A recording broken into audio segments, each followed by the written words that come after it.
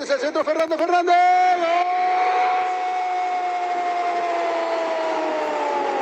¡Gol! ¡Gol de Guaraní!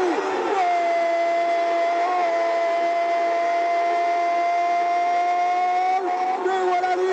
¡Gol del aborigen! Apareció el volador, apareció el queso. Gran proyección desde la punta izquierda. Apareció por aquí a toda velocidad Miguel Benítez. Ganó la raya de fondo. Tiró al área, apuntó.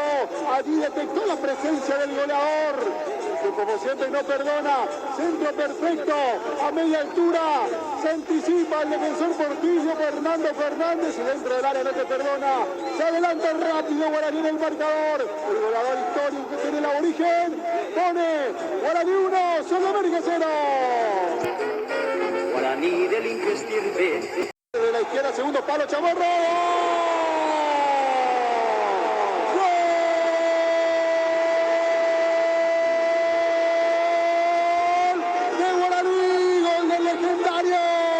Apareció de vuelta el centro de Benítez. De gran cambio de frente, creo que era Tehué, el que inicia todo desde la derecha. Cambia de esos sectores hacia la izquierda. Apareció solo, destapado como en toda la tarde. En el Rogelio Vivieres apareció por allí Benítez. Dominó, transporte esa pelota unos metros.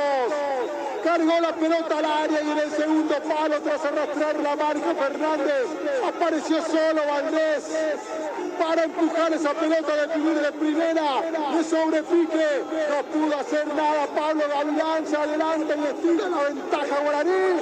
Jorge Valdés Chamorro pone Guaraní 2, Sudamérica 0. Regiones al seguirte, hoy te aclaman con fervor.